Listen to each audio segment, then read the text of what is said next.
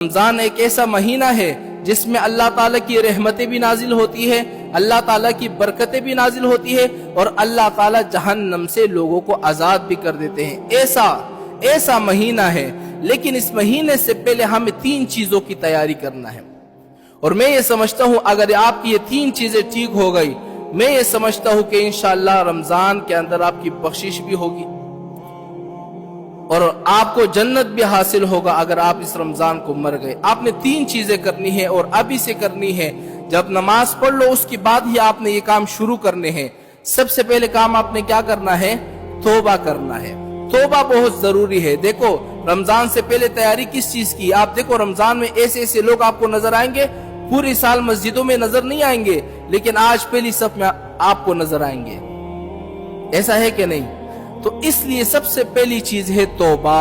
جیسے ابھی آپ نماز پڑھ لو، اس کے بعد اللہ تعالیٰ سے توبہ کر لو کہ اللہ میری توبہ، جتنے میں نے گناہ کیے ہیں، جتنے مجھ سے خطا ہوئی ہے، میں تو ایک ناداں ہوں، ایک شرمندہ ہوں، میں نافرمان ہوں، آدم علیہ السلام سے غلطی ہوئی ہے، میں تو ایک نافرمان بندہ ہوں، گنہگار ہوں، مجھے معاف فرما دے۔ تو اللہ تعالیٰ معاف نہیں کرے گا، لیکن یہ بھی یاد رکھیں توبہ قبول کیسے ہوتی ہے؟ ہم لوگ یہ جو توبہ کرتے ہیں نا، یہ ہمارے جو پٹھان بھائی ہیں، مسعود ہیں، پنجابی ہیں، سرائکی ہیں، یہ توبہ کیسے کرتے ہیں؟ نماز پڑھ لی، اے اللہ میری توبہ، لاکھ بار توبہ، کروڑ بار توبہ، آئندہ کے بعد میں اس طرح نہیں کروں گا۔ اس طرح کرتے کہ نہیں؟ ہاں کرتے کہ نہیں؟ لیکن اللہ فرماتے ہیں دیکھو توبہ کی 3 شرائط ہے، یہ 3 شرطیں جب آپ کے اندر پائی جائے گی تو تب آپ کی توبہ قبول ہوگی، اس کے علاوہ آپ کی توبہ قبول نہیں ہوتی۔ اب وہ 3 شرطیں کون سی ہے؟ جیسے آپ نے نماز پڑھ لی، اس کے بعد اللہ تعالیٰ کے سامنے ہاتھ اٹھاؤ۔ سب سے پہلی شرط بتانے لگا ہوں کہ اے اللہ میرے اندر یہ بیماری ہے کہ میں گالیاں دیتا ہوں، آج کے بعد میں کسی کو گالی نہیں دوں گا۔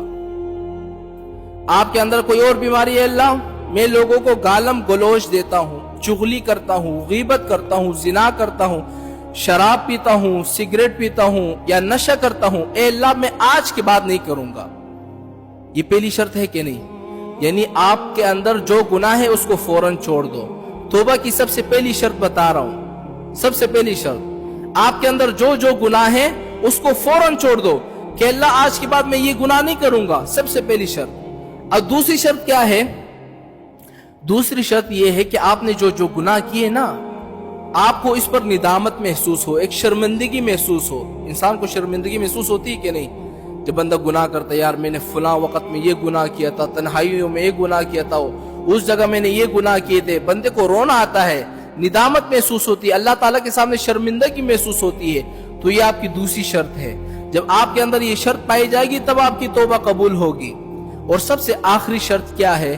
وہ اس آخری شرط کی وجہ سے میں سمجھتا ہوں بہت سے لوگ توبہ نہیں کرتے، اس آخری شرط کی وجہ سے۔ وہ آخری شرط کیا ہے؟ کہ بندہ عزم نہیں کرتا۔ ہم لوگ کیا کرتے ہیں؟ ہمیں پتہ ہوتا ہے کہ اگر میں ابھی توبہ کروں گا 2 دن کے بعد پھر میں ایک گناہ کروں گا، ابھی میں توبہ کروں گا 2 منٹ کے بعد پھر سے میں چغلی کروں گا، ابھی اگر میں نے توبہ کر دیا تو پھر مجھ سے یہ گناہ ہو جائے گا۔ سب لوگ اس طرح کرتے ہیں کہ نہیں؟ لیکن اللہ تعالیٰ کیا فرماتے؟ دیکھو میرے بندے توبہ کر، جتنا ہو سکے، جتنا جلدی ہو سکے توبہ کر۔ کیا پتا آپ ابھی توبہ کر لو، باہر جا کر آپ کی موت آ گئی، آپ جنتی ہوئے کہ نہیں؟ آپ نے توبہ کر لی کہ اللہ میری توبہ، عزم کر لے کہ اے اللہ میں آئندہ کے بعد یہ گناہ نہیں کروں گا۔ مثال کے طور پر آپ بہت زیادہ گالیاں دیتے ہو، آپ نے توبہ کر لی کہ اللہ آج کے بعد میں عزم کرتا ہوں کہ میں آئندہ کے بعد گالی نہیں دوں گا۔ تو یہ عزم کرو گے تو تب توبہ قبول ہوگی نا۔ تو یہ 3 شرطیں آپ کو سمجھ میں آ گئی؟ ہاں بھائی، توبہ کرنے کی 3 شرطیں، اور یہ میں آپ لوگوں سے عرض کر رہا ہوں جیسے نماز ہو جائے اللہ تعالیٰ سے توبہ کرو۔ سب سے پہلے گناہ چھوڑ دو، دوسرا شرمندگی محسوس کرو، اللہ تعالیٰ کے سامنے رو، تیسرا یہ ہے کہ عزم کر لو آئندہ کے بعد میں یہ گناہ نہیں کروں گا، تاکہ آپ کو رمضان کی بھی تیاری ہو جائے نا۔ ایسا تو نہیں جسے چاند نظر آ گیا اس کے بعد آپ توبہ کرو گے، ابھی سے کر لو۔ کل کس نے دیکھا ہے؟ آج بھی وہ قبروں میں لوگ موجود ہیں جو یہ کہا کرتے تھے ہم کل توبہ کریں گے، کل نمازیں پڑھیں گے، کل یہ فلاں کام کریں گے، آج قبروں میں ہیں۔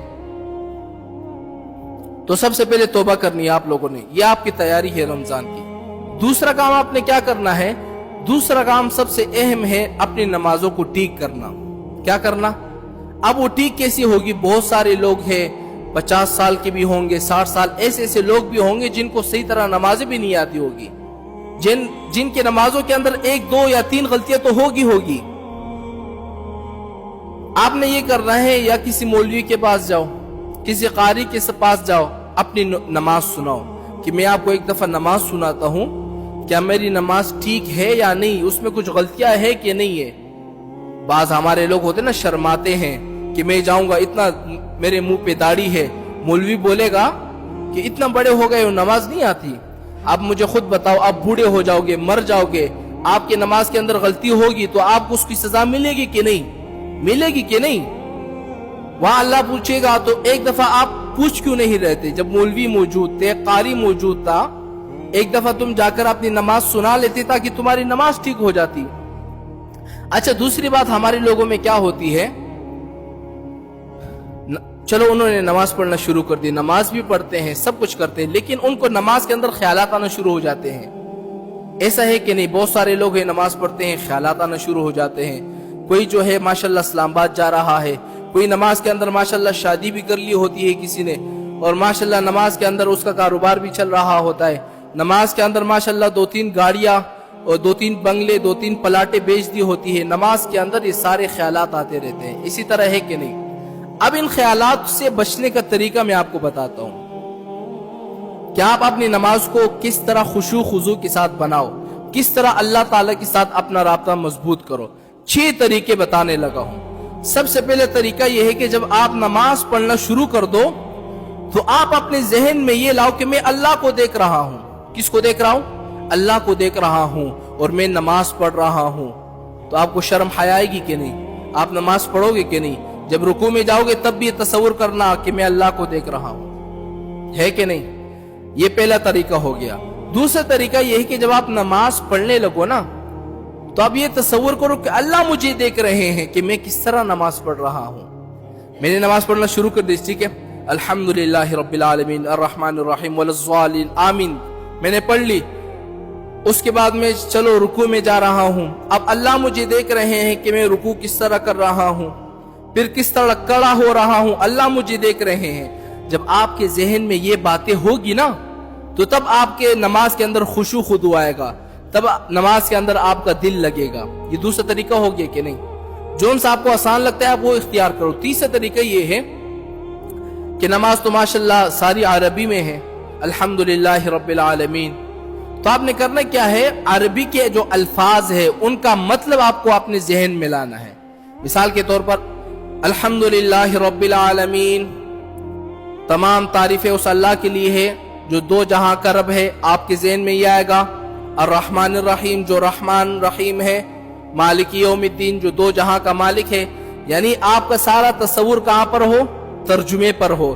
جب آپ کا سارا تصور، سارے ذہن جو ہے ترجمے پر ہوگا تب آپ کو نماز پڑھنے میں مزہ بھی آئے گا کہ میں نماز کے اندر کیا پڑھ رہا ہوں، اللہ اکبر، اللہ سب سے بڑا ہے، میرے ذہن میں آئے گا تو نماز کے اندر دل لگے گا کہ نہیں؟ اچھا، چوتھا طریقہ کیا ہے جو بہت سے لوگ یہی طریقہ اختیار کرتے ہیں؟ چوتھا طریقہ یہ ہے کہ آپ نماز کے اندر جو الفاظ ہے، عربی کے الفاظ ہے، اس پر غور کرو۔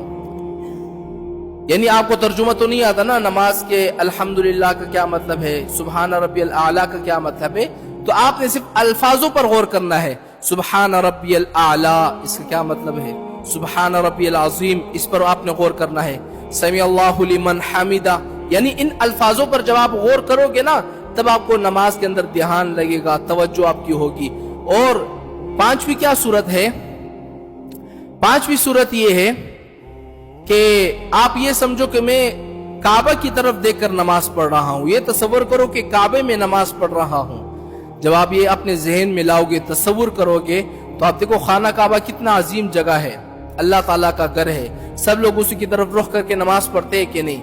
آپ یہ تصور کرو کہ میں خانہ کعبے میں کھڑے ہو کر نماز پڑھ رہا ہوں، تو پھر آپ کا دل لگے گا کہ نہیں؟ یہ وہ طریقے تھے کہ اگر آپ اس کو ایک ہفتے تک مشق کرو گے آپ کی نمازیں ٹھیک ہو جائے گی۔ نماز کے اندر پھر آپ کو خیالات نہیں آئیں گے. یہ دو طریقے ہو